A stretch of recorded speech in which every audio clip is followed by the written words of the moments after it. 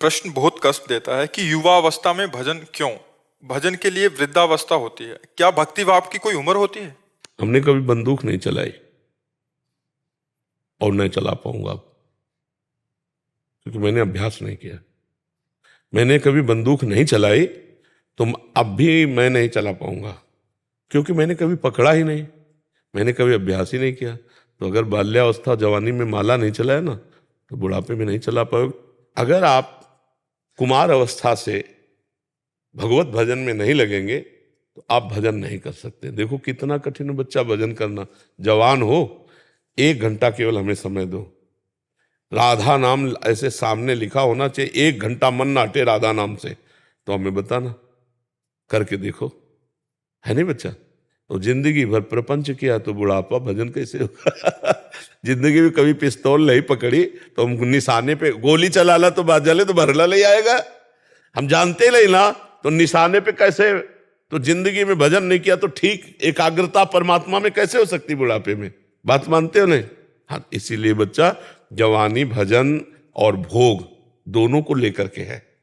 भोग संयम से, ब्याह हमारे यहाँ भारतीय पद्धति है, जब तक ब्याह ना हो तब तक ब्रह्मचारी, और जब ब्याह हुआ तो अपनी पत्नी से अनुराग धर्म पूर्वक, दूसरी माता बहनों की तरफ पूज्य भाव और नाम जप, बढ़िया जिंदगी कट रहे। बेविचारी आदमी की बढ़िया जिंदगी थोड़ी होती, गंदी जिंदगी होती, बहुत गंदी जिंदगी होती, बहुत क्लेश अशांति, कामनाएं उसको जलाती रहती है। तो जवानी में यदि बच्चा भजन का अभ्यास नहीं होगा तो बुढ़ापा में नहीं हो सकता। अगर जवानी में भजन का अभ्यास किया है, जीवन में भजन का अभ्यास किया है, तो बुढ़ापे में चकाचक भजन होगा। अगर जवानी में भजन का अभ्यास नहीं किया तो बुढ़ापे में कोई कहे 70-75 में कि अब हम नहीं, वही चित्त जाएगा जहां पूरे जीवन अभ्यास किया है। पक्की बात है, ये हम बिल्कुल खूब सुलझी हुई बात कह रहे हैं। नहीं कोई वयोवृद्ध बतावे कि हम, अब वो मतलब झूठ बोले तो बात अलग, ईमानदारी की बात है कि अगर आपने जीवन में कभी भजन नहीं किया तो आप भजन करते हो? कदापि नहीं। हम जीवन में जो थोड़ा थोड़ा भजन करते भी नहीं, पूजा उनकी भी बात कह रहे हैं। बस वही संसार के प्रपंच की बात है, और अपना वो 3 माला घुमाते तो 3 माला घुमा दिया। नहीं तो भजन का मतलब समझते हो? उठते बैठते चलते फिरते खाते पीते हम भगवान का स्मरण करते हुए, ये अभ्यास से होगा, बिना अभ्यास के नहीं। और ये अभ्यास करने की यही उम्र है, चाहे जिस डिपार्टमेंट में जाओ। देखो, जैसे अब ढोलक बजाने को हमसे कहो तो अंगुलियां काम नहीं करेंगी, इसीलिए बच्चापन में जो नरम अंगुली होती है, उसे हारमोनियम बजाना, ढोलक बजाना इसीलिए लिया जाता है ना। 16, 18, 20 ये अवस्था के क्यों लिए जाते हैं? क्योंकि नए अंग है, नया दिमाग है, जिधर लगेगा धुआं मचा देगा, जिधर जाएगा।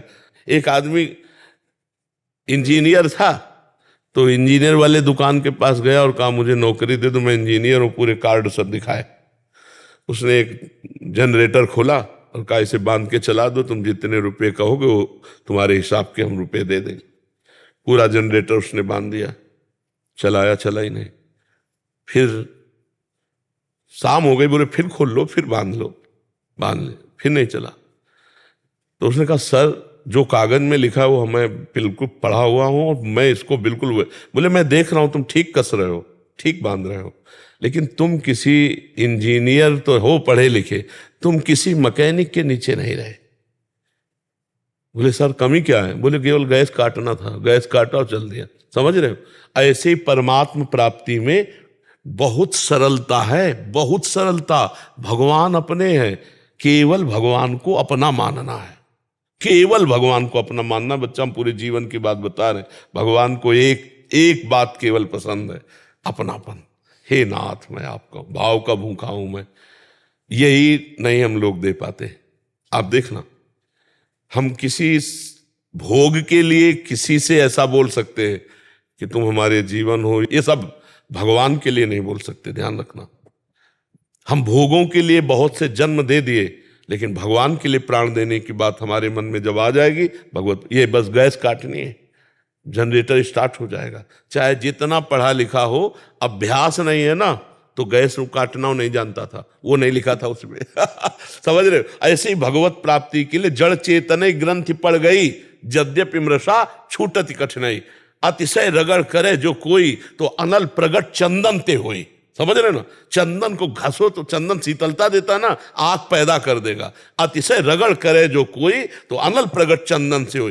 दिमाग हर समय परमात्मा में, क्या नहीं मिल जाएगा।